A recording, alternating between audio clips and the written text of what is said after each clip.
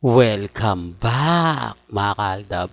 Ito na naman po ang inyong lingkod, si Mr. Destiny. At magbibigay po tayo ng pinakamainit na update po ngayon sa social media. Ito po yung mga katanungan sa atin mga kaaldab na talagang ibabato rin po natin sa mga sarswela.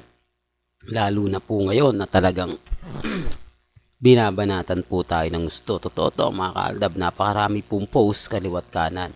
Sinasabi nga po nila na kumbaga tapos na nga po raw ang boxing at may nanalo na. Pero gaya nga po ng sinasabi ko, depende pa rin po yan sa sitwasyon. Depende pa rin po yan kung sino yung paniniwalaan po nila. Kung sino nga po ba talaga ang nagsasabi ng totoo o fake news lang po. Hindi po ba? Remind ko lang po dito po sa channel ni Mr. Destiny kung ano lang naman po ang latest, kung ano lang naman po ang trending at pinag-uusapan, yun lang naman po yung binabato natin. Bagamat maraming issue, pero tayo pa rin po yung trending, tayo pa rin po yung pinag-uusapan. Hindi po ba? Sa ipapaliwanag natin ito, marami po talaga nagtatanong. Marami talaga nagdududa at kaduda-duda na naman po. Di po ba? Sinasabi po kasi ng ilang mga netizen sa social media, sa Instagram, sa Twitter, sa Facebook at sa mga website na bakit daw po, kumbaga ayaw pa raw tanggapin ng ALDAP ang sitwasyon nila Mengay at ni Congressman Arjo. Sabi ko nga po wala naman pong problema eh. Hindi lang po talaga naiintindihan ng iba at hindi lang po nauunawaan. Okay sana kung ang pinapakita nila halos maganda, halos kaaya-aya. Hindi po ba? Dito sa video na ipapakita ko po na naman sa inyo, marami na naman dito ang magre-react, marami na naman magko-komento, pero depende. Depende po. Alam ko, kuha ko na naman ang simpatya ng mga netizen. Po ba? Ito po yung video na sinasabi ko. Ito po yung video na talagang mapapaisip po kayo ng gusto. Di po ba? Dito panalong-panalo na naman po tayo. Kaya lang syempre kapag ka bitter ka o sarswela ka, bitter ka sa akin, sasabihin mo fake news ako. Di po ba? Pero bago natin is tuloy itong mainit na update natin.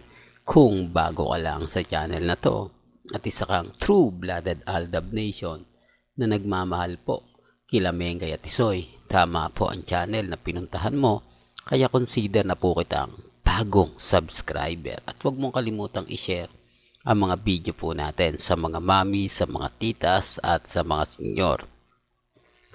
For the first time po daw na nag-live ang Kusina Will ni Congressman Arjo Ataide. Dito pa lang parang may mali na, di po ba? Kasi sa dami po o sa tagal nga po nito na kumbaga ang ibig kong sabihin mga kaaldab, sa tagal po nito na namimigay o tumatakbo ang Kusina Wheels, first time daw pong mag-live ni Congressman Arjo. Nakasama nga po raw si Maine Paul Carson. Pero bago natin ituloy itong magandang topic na to, at talaga naman pong mapapaisip po kayo kung bago ka lang sa channel na to at isa kang true-blooded Aldab Nation na nagmamahal po kila Mengay at Tisoy, tama po ang channel na pinuntahan mo, kaya consider na po kitang bagong subscriber at huwag mong kalimutang i-share ang mga video po natin sa mga mami, sa mga titas at sa mga senyor. Unang-una, tama po sila.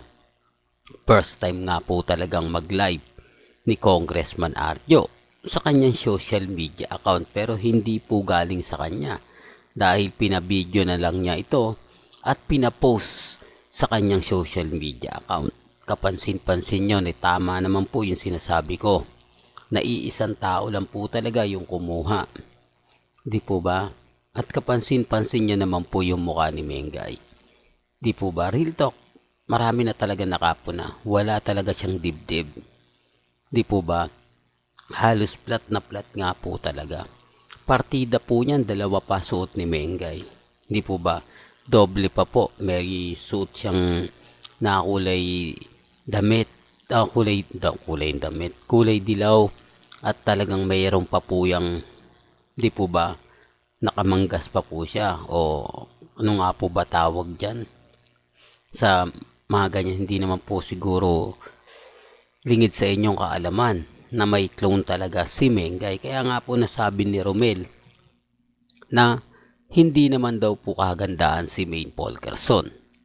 Na tinasabi ko nga po sa inyo kasi kung ito yung pagmamasdan nyo, di po ba? Nahahalatang halata naman po.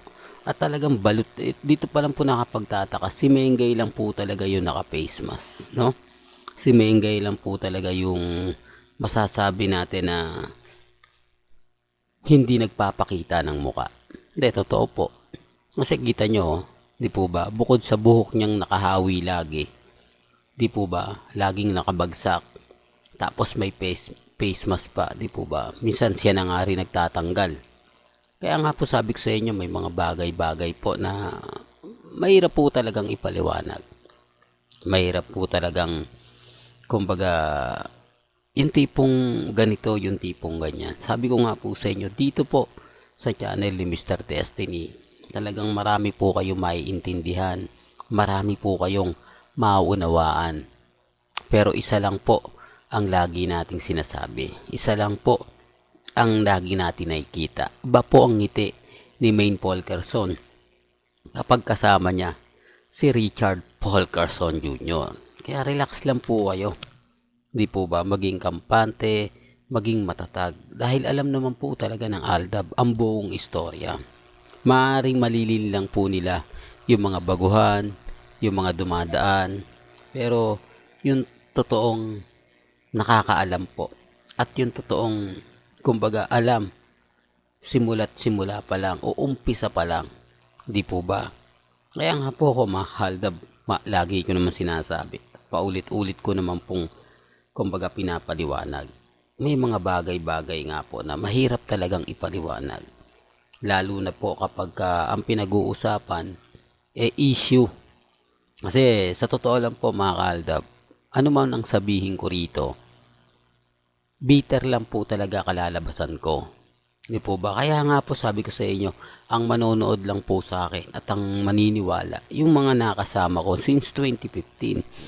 Yung mga taong, kumbaga, yung, kumbaga nakipagtulakan, nakipagsiksikan, kumbaga maagang pumipila sa Broadway, doon na natutulog para makita lang po sila Maine Polkerson at Richard Polkerson.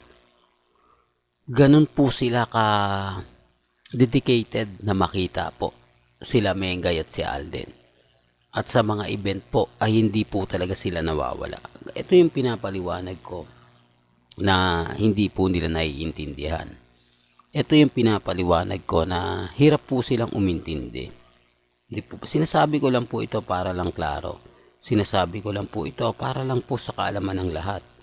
Dahil kung ano man po kasi yung sabihin ko rito, ano man po kasi yung ibalita ko rito, hindi po ba, marami naman po talagang magre-react, marami naman po talagang magkokomento na itong channel ni Mr. Destiny, talagang puro paasa lang daw po yung binabato natin. Di po ba? Ako, yan lang po yung yan lang naman po talaga yung sasabihin ng mga baguhan, especially ngayong 2023.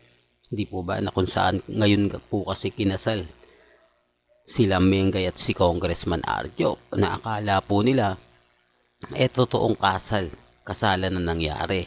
Hindi nila alam, kasal serye. Kaya nga po sabi ko wala po akong makukuha followers itong 2023. Totoo naman po yung sinasabi ko dahil kumbaga lahat sila nakatutok sa kasalang naganap at nangyari. Di po ba? Tapos may issue pa kay Noli Di Castro. Hindi ko alam mga Kaaldab kung ano ang ibig sabihin. Ano ang ibig nilang ipahiwatig. Pero relax lang naman po ako. Hindi po ba? Yan naman po yung kagandahan nyo sa channel ni Mr. Destiny. Lahat ng mga update, lahat ng mga ganap, pabor man o hindi, kailangan updated ka.